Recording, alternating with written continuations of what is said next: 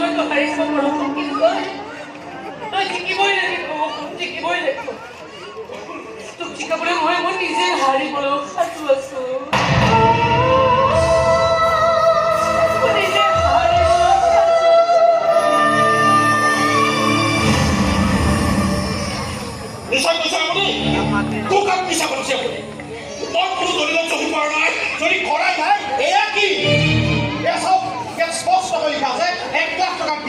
এই ঘৰ মাতি আপুনি মোৰ নামত লিখিছে প্ৰতিটো পৃষ্ঠাত আপোনাৰ চলি আছে মিছা কথা এই ঘৰ মাতি বিক্ৰী কৰা কথা মই আপুনি কিন্তু কোৱা নাই আজিলৈকে আপুনি মোক 10 টকা দি পোৱা নাই তেনেহ'লে ইমান দিনে ইংৰাজী কোনে মোক খুৱাই আছিল কোনে দামী দামী হোটেলত আনি খানা খুৱাই আছে সেইবোৰ আপুনি মোৰ বন্ধুৰ কাৰণেহে কৰিছে বন্ধু আৰু আপুনি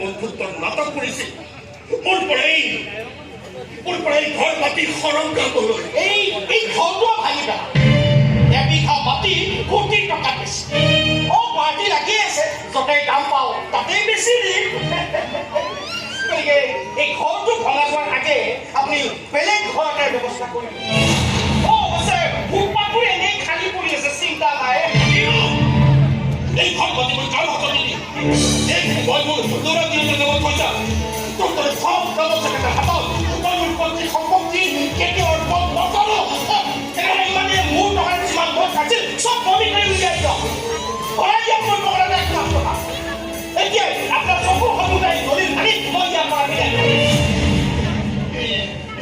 ইমান টকা মই ক'ৰ পৰা দিম যদি দিবই নোৱাৰে তেনেহ'লে সন্তোষৰ দৰে ল'ৰা দেউতালৈ ওলাই যাওক পুলিচ মাতিব লাগিলে আপোনাৰ ঘৰ মাতিলো বাদেই মান নিত্যটো ধুই চাফা হৈ যাব তাৰ আগতে তোক চাফা কৰি পেলাও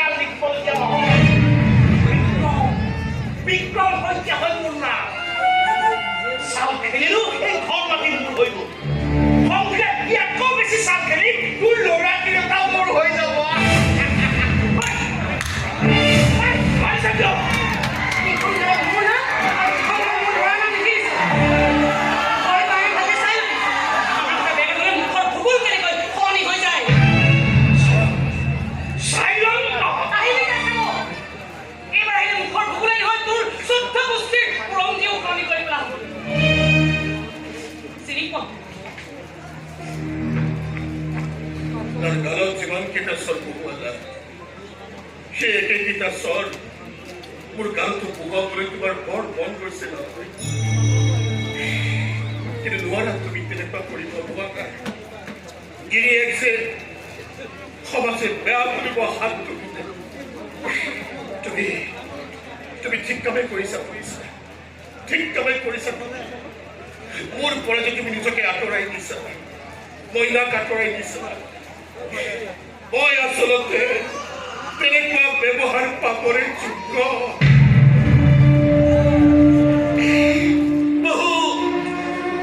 বহু কিবা কিবি পাবলৈ আশা কৰি গৈ থাকিলো আৰু চব হেৰুৱাই কাঙাল হৈ এই কল্পনাৰ সামৰ্থ্য সঁচাই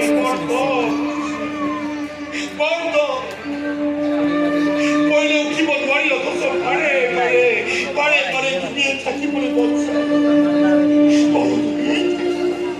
তুমিয়ে থাকি আৰু কেতিয়াবা উঠি আহিলো তেতিয়া মই দেখিলো মোৰ ঘৰ মাটি কিনিও মোৰ হৈ যায়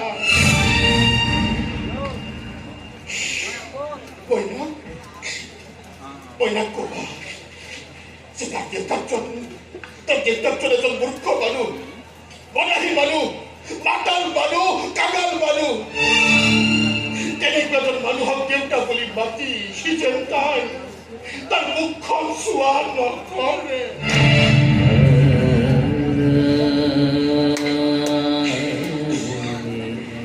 আৰু পাৰিলে তুমিও তোমাৰ সেন্দুৰখিনি মচি দিবা মইতো কৈছোৱেই তাইতো পেলাইছোৱেই অযথা তুমি নিজকে ৰঙা কৰি ৰাখি এটা যথামূৰ্খ বদাহীৰ পত্নী হোৱাৰ চিনাকি বহন কৰি ফুৰিব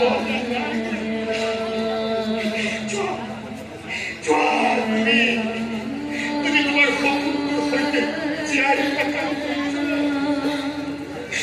মই আৰু কেতিয়াও তোমাক আপনি কৰিবলৈ নাযাওঁ কথা দিছো তোমাক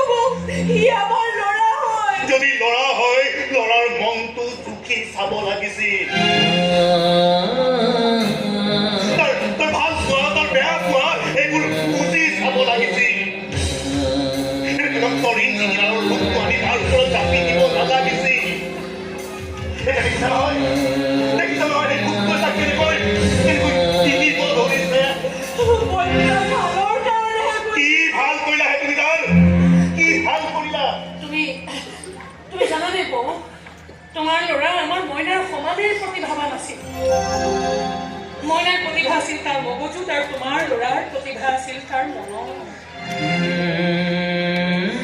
তোমালোকে তাৰ সেই মনৰ প্ৰতিভাখিনি বিকাশ কৰাৰ সুবিধা দিলা।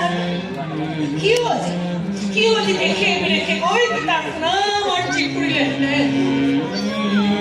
এই কথাটা প্ৰত্যেকগৰাকী মাক দেউতাকে জনাটো উচিত, বুজাটো উচিত যে ফুটবল প্লেয়াৰ এজনক সদায় ফুটবলেই খেলিবলৈ দিব লাগে। ফুটবল প্লেয়াৰক ক্ৰিকেট খেলিবলৈ দিলে কিন্তু জিৰ' আউট হ'বই।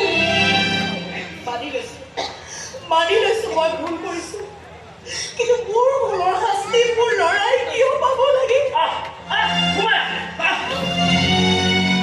আপোনাৰ ভনীৰ লগত মোৰ এটা জৰুৰী কথা আছে, বহুত বেছি জৰুৰী। মই এটা শুনে ফুটি ব'লা খবৰ কৰোঁগৈ। তোমাৰ হ'বলগীয়া ইঞ্জিনিয়াৰ পুত্ৰই বা কোনটো নলা চাফা কৰি আছে।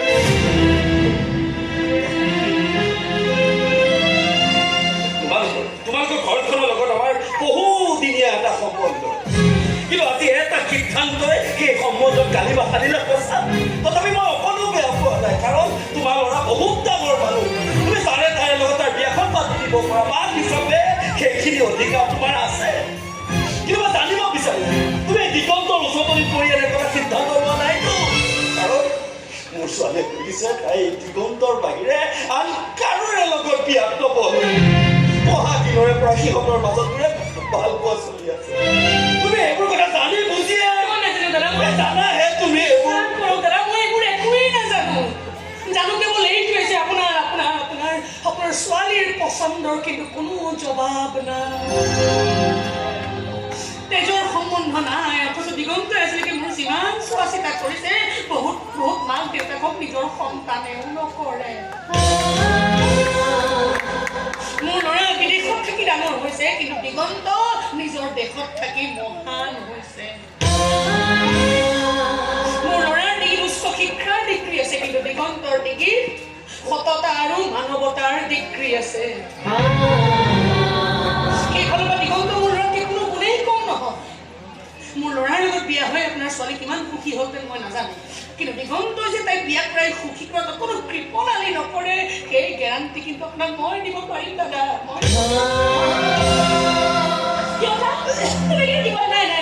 নাই একো কোৱা নাই কেৱল মনে মনে থিয় হৈ শুনি আছে দিগন্তৰ গুণ গৰিমাৰ কথা। মানি লৈছো দাদা, দিগন্তৰ দোকানখনৰ উপাৰ্জন অকণমান কম।